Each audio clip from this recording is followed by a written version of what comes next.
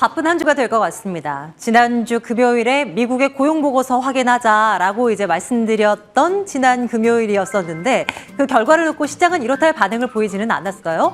이런 가운데 이번 주에 돌아오는 각종 이벤트들이 시장을 좌지우지할 것으로 보입니다. 가장 먼저 미국의 물가지표가 아닐까 싶어요.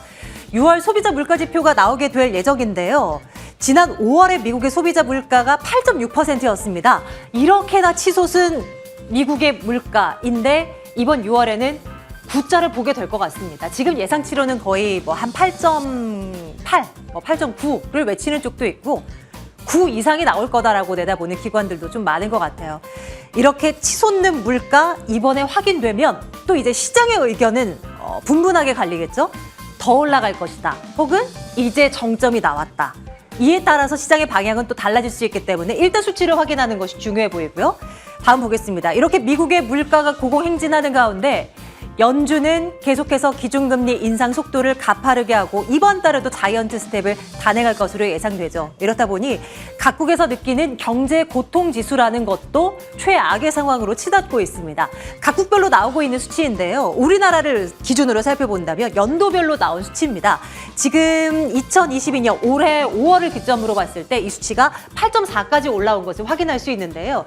금융위기 때 9를 넘어섰던 기억이 있습니다. 거의 부근까지 올라와서 국민들이 경제 상황으로 인해서 고통을 받고 있다. 이런 이제 해석을 해볼 수가 있겠습니다.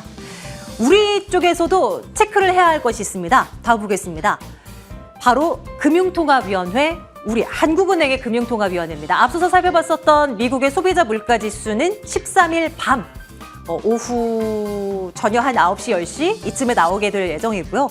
이건 이제 13일 오전에 우리 한 10시 이쯤에 이제 나오게 되는 결과죠. 기준금리 이번에 빅스텝이 이루어지게 될까요? 사상 최초로 빅스텝을 단행할 것이다, 한국은행이. 이런 전망이 나오고 있는 그런 상황인데요.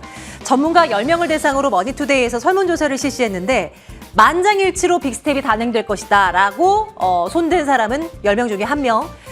하지만 금리는 빅스텝이 단행될 것인데 단 소수 의견은 있을 거다. 한 8명 정도가 손을 들었다고 해요. 올 연말이 됐을 때 우리나라의 기준금리는 지금 1.75% 수준인 것이 2.5에서 3%까지 올라갈 수 있다라고 내다보고요. 물가는 평균으로 4.7에서 5.5%. 그럼 이제 물가가 잡히는 시기도 분명히 나와줘야 될 텐데 그 시기는 3분기쯤이 될 것이다. 이런 전망이 있었습니다. 역시 13일에 우리가 눈여겨봐야 할 관전 포인트가 되겠습니다. 이런 포인트들을 기다리면서 우리 오늘 시장은 사실 방향을 이렇게 잡지 못하고 진행되는 것일 수도 있죠. 또 하나, 우리는 삼성전자의 잠정 실적 발표를 기점으로 해서 본격적인 어닝 시즌이 시작이 됐는데 이제 미국도 2분기 어닝 시즌이 곧 시작이 됩니다. 현지 시간으로 14일 부터 이제 문을 열게 되는데요. S&P 500 소속 기업들 가운데 2분기 수익이 같은 경우는 5.7% 증가를 예상을 하고 3분기는 10.9%, 4분기는 10.5% 증가로 그래도 예상이 되고 있습니다. 많이 컨센서스가 낮아진 거는 사실인데 그래도 이익이 증가할 것이다라는 목소리는 아직까지는 좀 나오고 있는 것 같고요. 14일에 JP모건이나 모건스탠리 등 금융주를 시작으로 또 델타항공, 또 블랙록도 실적을 발표할 예정이어서 이런 것들이 이런 기업들이 스타트를 좀 잘 끊어주는지도 확인을 해봐야 될 것 같습니다. 기업 실적과 관련해서는 우리 시장에서도 오늘 종목별로 좀 좌지우지하고 있는 흐름인 것이 확실히 어닝 시즌이기는 한가 봅니다. 실적이 잘 나올 것으로 예상되는 쪽은 그래도 강합니다. 그리고 실적이 부진할 것으로 예상되는 종목은 뚝 떨어지고 있는 주가 흐름을 확인할 수 있고요. 대표적으로 좋은 쪽은 완성차 업체들 꼽을 수 있죠. 4, 5월에 대외 변수들이 너무나 불안했습니다. 그럼에도 불구하고 좋은 실적을 내놓을 것이다. 기아 같은 경우는 시장 컨센서스보다 30% 넘는 영업이익 증가세를 보이기도 할 것이다라고 한 증권사에서 오늘 아침 내다보기도 하던데요. 결과 한번 지켜봐야 되고 주가도 흐름 좋습니다. 반면에 LG화학은 부진한 예상 속에서 또 밀리고 있는 그런 상황이고요. 이번 주 시장에 대한 전략은 어떻게 짜가야 될까요? 각종 굵직한 이벤트 속에 우리 어떤 전망과 어떤 흐름을 예측할 수 있으며 또 눈여겨봐야 하는 섹터나 종목이 있다면 무엇이 있을지 잠시 뒤에 이야기 나눠보도록 하겠습니다.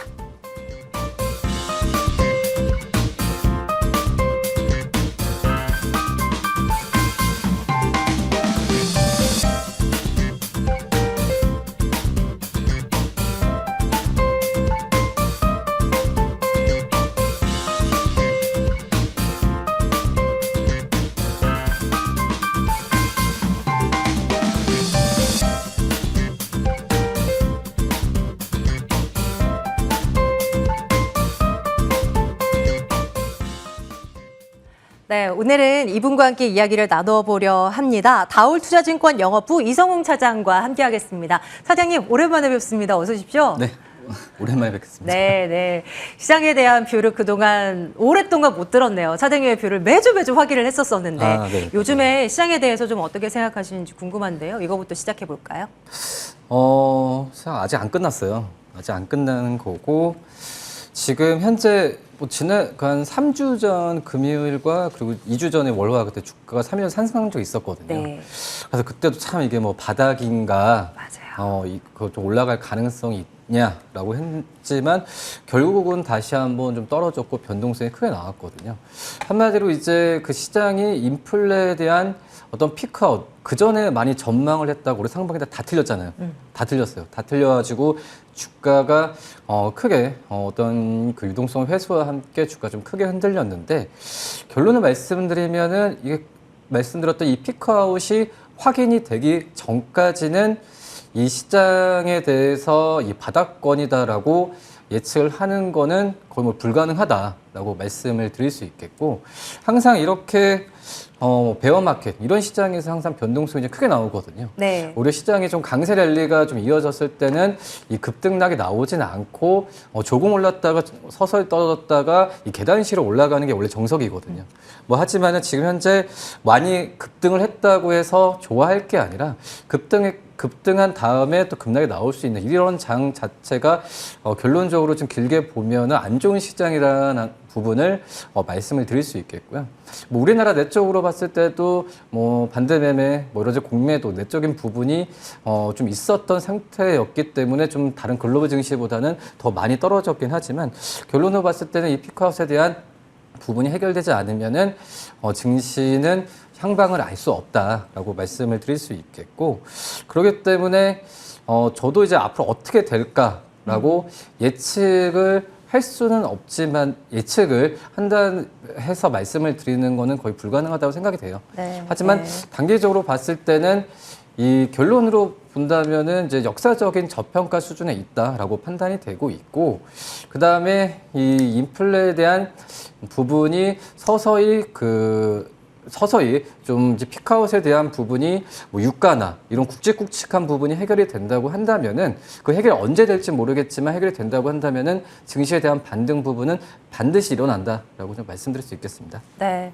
참 진짜 예측 자체가 불가능한 것이 지난주에도 외국인들 수급 조금 들어오길래 내일 한번 보자. 내일도 들어오니까 모레 한번 보자라고 했더니 웬걸요. 그새 그냥 돌아서 버리고 지수도 그냥 하루 올랐다가 하루 빠지고 뭐 이런 형국이니 진짜 말씀하신 대로 예측 자체가 지금 불가능한 시장 같아요. 한 가지 이슈를 놓고도 달리 해석하는 시장이다 보니 더 어려워지는데요. 그래도 이번 주에 너무나 큰 굵직한 이벤트들이 예정되어 있어서 이런 것들은 또 어떻게 시장에 영향을 줄 것인가 또 안 짚어볼 수가 없습니다. 이번 주에 우리 차장님이 생각하시는 이거는 꼭 봐야 된다. 뭐가 있을까요? 이번 주가 앞으로 그리고 몇 주랑 비교하면 굉장히 좀 많아요. 이벤트가 굉장히 좀 많다라고 볼 수 있겠고 우선은 지금 뭐 중요도 순으로 본다고 한다면은 역시 수요일 날 있을 미국의 6월 소비자 물가지수 앞서서 말씀드렸다시피 뭐 이 부분이 뭐 예상치 뭐 9% 뭐 얘기 나오고 있고 8.8% 얘기 나와주고 있긴 한데 저는 이제 뭐 9%나 8.8%가 나오면 좀 다행이다라고 생각이 돼요. 생각이 되고 오히려 지금 그 더 높게 나온 가능성도 좀 있다라고 생각이 되고 있거든요. 지금 현재 본다고 하더라도 이 6월보다도 이 7월 달에 좀 긍정적인 요소가 뭐 유가 하락이나 여러 가지 면에서 또 이제 우크라이나와 러시아 쪽에서의 좀 긴장 완화 여러 가지 부분이 있기 때문에 이 정도 8.8에서 9 사이만 나온다고 하더라도 물론 8.8 이상이라고 하더라도 시장 예상치를 높게 나오는 거거든요.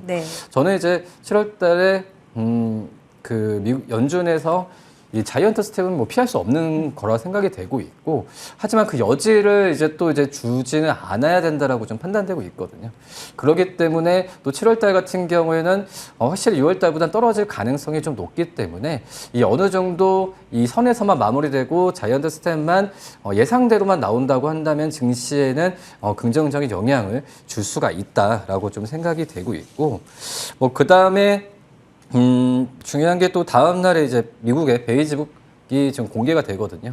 향후 어떤 경기 전망에 대해서 좀 얘기가 좀 나올 텐데 뭐 이런 부분에 있어서도 경기 전망에 대한 부분에 있어서 좋다 안 좋다라는 것보다도 이제 뭐 좋을 부분이 언제 정도 시점이 될 것이다라는 좀 그 시점이 제일 중요한 것 같다라고 판단이 되고 있고요. 네. 뭐 그 부분이 어떤 연말이나 연말 이후라는 그런 좀 명칭이 달리면은 뭐 시장이 좀 안정화될 수 있을 텐데 또 이제 내년 말 뭐 이런 얘기가 나온다고 한다면은 시장 또 혼란스러워질 가능성이 좀 있지 않을까라고 좀 생각이 되고 있고 그 다음에 뭐 이번 주에 그 뭐 뉴질랜드도 그렇고 여러 국가에서 이제 금리가 많이 발표가 되거든요. 우리나라도 이제 목요일 날 금통에서 이제 그 기준금리를 발표가 되는데 뭐 어쩔 수 없는 것 같아요. 미국 그 우리나라뿐만 아니라 모든 나라가 이 금리에 대해서 역전에 대한 부분에서 부담 많이 느끼고 있기 때문에 이 각국이 금리를 올리는 부분에 있어서 어느 정도 다 올린다고 생각을 이미 하시면 될 것 같고요. 어느 정도 폭을 올리지 않을까라고 좀 그 폭에 대해서 좀 관심을 가져야 되는 게 맞지 않을까라고 좀 생각이 되고 있습니다. 원래 이제 뭐 뉴질랜드나 뭐 캐나다가 이제 대표적으로 이번 주 기준 금리 올리는 부분에서 관심을 가는 국가들이라고 좀 볼 수 있겠는데 뭐 어느 정도 올리는 부분은 좀 예상을 하고 좀 마음을 있어야 된다라고 좀 생각이 되고 있고요. 그 다음에 바이든 대통령이 이제 그 네, 걸프 사우디 순방. 예, 순방을 하는데 이게 중요한 게 미국 같은 경우에도 이 인플레나 금리를 올리고 싶어서 올리는 거 아니에요. 어쩔 수 없는 상태이기 때문에 올리는 상황이고 그 부분이 첫 번째로 이제 유가거든요. 뭐 그러기 때문에 바이든 대통령이 이 사우디아라비아를 방문을 해서 좀 증산에 대한 얘기가 분명히 할 거라고 좀 생각이 되고 있고 이걸 사우디아라비아에서 이제 이 받아들일지에 대한 부분에 있어서 저는 이제 이 부분도 굉장히 좀 중요하다. 왜냐하면은 지금 현재 뭐 물가지수 발표된다고 하지만은 뭐 근원 물가지수 같은 경우에는 에너지나 어떤 식료품 제외한 물가지수로 볼 수 있겠는데 그건 한 5.9% 나오거든요. 네. 제가 본다고 하더라도 이 지금 이제 물가치가 높은 건 유가가 굉장히 좀 크다라고 좀 판단되고 있는데 이번에 바이든 대통령이 사우디 방문하면서 증산에 대한 부분을 좀 강하게 프레스할 가능성이 높거든요. 그런 점에서 지금 전 세계적으로 본다고 하더라도 이 증산이나 할 수 있는 여력이 사우디아라비아와 좀 아랍에미리트밖에 없다고 생각이 되고 있어요.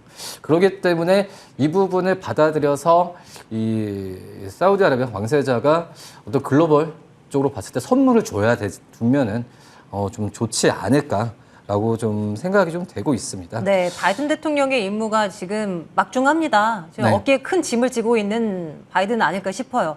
이제 중간 선거에서 이기기 위해서라면 이제 임박했습니다. 11월. 그 일정에서 표를 얻기 위해서라면 뭐라도 지금 해야 되는데 지금 뭐라가 하나도 안 되니까 이제 문제였던 거죠. 유가라도 잡아야죠. 유가 잡을 만한 키를 중동 국가에서 좀 가지고 올 수 있는지 이 여부 좀 확인을 해봐야 되겠습니다.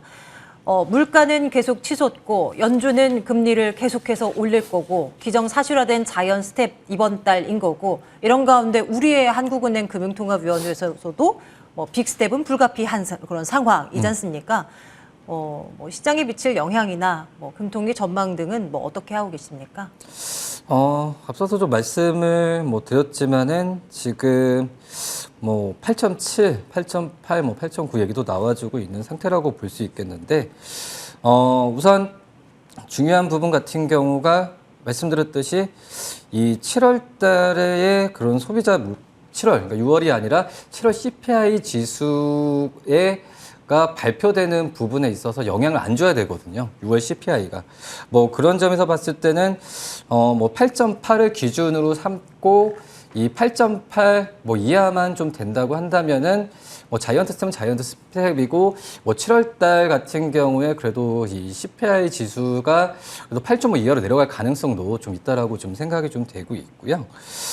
지금 현재 본다고 하더라도 이 어떤 9%만 넘지 않는다면 시장에서는 쇼크로 받아들일 가능성은 좀 적다라고 좀 생각이 좀 되고 있고 한마디로 이제 9% 이하만 내린다고 한다면은 저는 소소하다, 잘 선방을 했다라고 좀 판단이 좀 되고 있고요. 뭐 하지만은 이제 뭐 주식시장 측면에서 본다고 한다면은 이 뭐 9% 이상 나온다고 한다면은 증시는 다시 한번 7월 달 내내 그리고 어떤 7월, 8월 초까지 봤을 때도 향방을 알 수 없게 굉장히 좀 크게 타격이 올 가능성이 좀 있지 않을까라고 좀 생각이 좀 되고 있습니다. 그렇기 때문에 뭐 저는 하늘에 맡겨야 되지 않을까라고 좀 생각이 듭니다. 어닝 시즌에 대한 이야기도 좀 나눠볼게요, 차장님. 네. 참 이게 예측 불가능한 변수들을 계속 여기서 차장님과 이제 이야기를 할 수밖에 없는 그런 상황인데요. 어닝 시즌에 대한 눈높이도 참 많이 낮아져 있는 것이 사실이에요. 하지만 또 시장이 또 해석하기 나름이지 않습니까? 삼성전자 같은 경우는 실적이 나왔는데 생각보다 잘했어. 이렇게 또 시장은 해석을 하면서 그날 또 주가가 막 3% 넘게 오르기도 했었고요. 오늘은 완성차 업체들은 실적 좋을 거고 애주화학은 실적 나쁠 거요. 이러면서 또 주가가 딱 희비가 딱 극명하게 엇갈리는 그런 흐름인데요. 어닝 시즌을 바라보는 관전 포인트 어떤 것 생각해 볼 수 있겠습니까? 우선 좀 추정치는 계속 낮아지고 있어요. 지금 현재 본다고 하더라도 한 달 전에 우리나라 유가증권 시장에 240개 업체에 대해서 2분기 영업이익을 했을 때 한 뭐 몇 달 전, 그러니까 5월 달까지만 해도 43조 정도 예상됐는데 네. 제 지난달 6월 말을 본다고 하더라도 40조 줄었거든요. 예, 줄은 상태인데 제가 본다고 하더라도 계속 이거는 월마다 갔을 때도 추정치는 계속 3, 4분기 줄어들 가능성이 커요. 근데 하지만 뭐 삼성전자도 뭐 그렇지만은 실적에 대한 부분에 있어서 그렇게 뭐 좋다라고 뭐 판단될 수 없지만은 너무 시장이 예상치가 낮았기 때문에 시장에서 받아들인 부분이 뭐 안도한 그러한 실적이었다고 좀 볼 수 있겠고요. 뭐 그렇기 때문에 지금 말씀드렸다시피 인플레이션이 어떤 정점을 찍더라도 이 경기 침체까지 가기 때문에 이 실적 둔화에 대한 우려감은 지금 현재 인플레 우려보다도 더욱더 그 기간이 더 길 수가 있다라는 점이 좀 아쉽다라고 좀 말씀드릴 수 있겠고, 뭐 그렇기 때문에 지금 현재는 그러니까 역실적 장세에 대한 우려감까지 나오고 있다라고 좀 생각이 되고 있습니다. 한마디로 우리나라도 이제 수출 제조업이 그나마 좀 중심이기 때문에 그대로 지금 그 피할 수 없는 거라고 좀 생각이 되고 있고요. 뭐 이런 상황에서 봤을 때는 뭐 오늘 좀 말씀하셨듯이 이제 자동차 업종이 좀 선방을 하잖아요. 근데 자동차 업종 같은 경우가 저는 환율 때문에 갔다고 생각이 되거든요. 환율 네. 때문에 갔다고 생각이 되고 있고, 네. 그다음에 여러 가지 뭐 전기차도 얘기 나와주고 있지만 현대차, 기아차 안에서 이 전기차가 차지하는 비중이 그렇게 아직 많지는 않아요. 그렇기 때문에 전기차 판매가 좋아진다는 부분이 물론 주가에 가장 큰 영향을 좀 미치고 있긴 하지만 실적 전체에 미친 영향이 좀 제한적으로 가고 있다라고 좀 생각이 되고 있고요. 뭐 그렇기 때문에 지금 현재 실적 전망치 같은 경우에는 예상치가 많이 낮아지고 있기 때문에 이 안에서 이제 어닝 서프라이즈라는 거는 작년 대비로 좋아지는 게 아니라 실적 예상치 대비로 좋아지냐 안 좋아지냐 이런 상황이기 때문에 이 어닝 서프라이즈 나오는 기업들은 분명히 있다라고 좀 생각이 되고 있습니다. 그렇기 때문에 현대차, 기아차도 그 전에 실적 전망이 안 좋았던 상태에서 지금 예상치가 좀 좋게 나와서 어닝 서프라이즈 기대하는 부분이고, 그다음에 2차 전지 뭐 소재나 부품 업체들 같은 경우는 저는 뷰는 똑같거든요. 근데 하지만 이 어떤 성장주 개념으로 2차 전지 업체들이 분류되면서 주가가 좀 많이 떨어졌던 상황인데, 뭐 그러기 때문에 지금 현재 2차 전지 업체들 같은 경우에도 이 어떤 저평가 국면으로 계속 들어가고 있다는 점도 좀 긍정적인 사항이다라고 좀 말씀드릴 수 있겠고, 이제 나머지 나머지 업종과 어떤 기업들 같은 경우에는 이제 개별 이슈 쪽으로 봐야겠지만은 지금 현재는 이제 출락에 어떤 좋아지는 업종이 있다라고 말씀드리기에는 좀 약간 좀 그 제한적인 구조고요. 다만 이제 조선 업체들이 수주가 굉장히 좀 좋아졌어요, 상반기 때. 근데 조선 업체들 같은 경우에도 수주 받은 다음에 1년 반 정도 지났을 때 실적이 잡히기 때문에 당장 이제 2분기 실적으로 논하기에는 좀 무리가 있다라고 좀 생각이 되고 있고, 뭐 지금 현재 주가 많이 급락하면서 PR이 10배 이하로 내려왔잖아요. 뭐 그런 상황에서 봤을 때는 정말 저평가 그 국면은 맞다라고 판단되고 있기 때문에 언젠가 이제 반등 부분이 확인이 됐을 때 매수를 적극적으로 해도 무리는 없지 않을까라고 좀 생각이 됩니다. 네. 2분기 실적 시즌에 막이 오르면서 어쨌거나 실적이 잘 나오는 쪽으로 그래도 눈을 돌릴 수밖에 없는 요즘이에요. 그래서 이제 이성훈 차장께 그래도 괜찮은 업종을 좀 꼽아달라라고 사전에 이제 이야기를 드렸더니 엔터주다라고 이제 답을 가지고 오셨습니다. 네. 뭐 지난주에 그런 기사를 봤어요. 다 줄여도 경기 침체여서 다 안 해도 볼 거는 보고 들을 거는 듣는다. 뭐 이런 기사가 있어서 좀 유심 있게 한 봤는데요. 엔터주 그래도 잘 갈 거다라는 기사 내용이었어요. 뭐 차장님께서도 비슷한 생각이 있는지 궁금한데요. 우선 좀 많이 빠져서 이제 메리트가 많이 있는 것도 되고, 뭐 이붕시적 같은 경우가 썩 좋다라고 다 이야기할 수 없지만 지금 업황 자체가 어떤 순환매 과정에서 유동성이 몰렸을 때는 지금 뭐 가격 정가력이나 여러 가지 면에서 봤을 때 지금 그 엔터 그리고 뭐 음식료 네. 이런 기업들 같은 경우가 좀 선방하지 않을까, 좀 단계적으로 수급에 몰리지 않을까라고 생각이 되고 있고요. 이 가격 정가력 같은 경우는 간단해요. 뭐 인플레 언제까지 올랐을 때 그대로 실적도 같이 오르는 기업들. 근데 이제 뭐 엔터 업종이 어떤 원자재 가격 이런 게 좀 있다라는 것보다도 그냥 물가 수준에 맞춰서 충분하게 어떤 실적을 올릴 수 있을 만한 그런 업종이 이제 엔터 업종에 생각이 되고 있고, 여기에 뭐 코로나가 뭐 다시 재발한다고 하지만은 전 세계적으로도 지금 코로나 때문에 경기 문을 닫는다는 거는 거의 말이 안 되거든요. 지금 경기 침체 우려 때문에 이 어떤 코로나에 대한 부분에 있어서 또 정책적으로 제한을 갖는다는 거는 말이 안 되기 때문에 이 엔터 업종 같은 경우에는 그 전에 비율 어떤 음원 판매나 해외 공연 같은 경우는 순조롭게 이어질 가능성이 있다라고 좀 생각이 되고 있고, 뭐 엔터 업종 같은 경우에 뭐 대표적으로 엔더 4사 있잖아요. 네. 이런 기업들도 좋지만 오늘 뭐 에이스토리나 이런 컨텐츠 기업들 같은 경우에도 다시 한번 관심을 좀 가져야 되고, 만약에 엔터 업종 안에서 이제 종목을 하나 꼽으라. 네. 어떤 게 좋을까요? 저는 JYP 엔터. 어떤 이유에서요? 우선 JYP 엔터가 저는 이제 엔터 4사 중에서 가장 본업에 충실한 것 같아요. 그러니까 이제 그 전에 어떤 자회사, 뭐 또 메타버스 이런 얘기 많이 나왔잖아요. 네. 하지만 물론 JYP도 뭐 MD나 여러 가지 부가적인 사업을 하지만 이 본업이라는 부분이 음반, 음원, 해외 공연 수익 이런 부분에 가장 그 매출 비중과 가장 그 충실한 게 바로 JYP 엔터라고 좀 판단되고 있고요.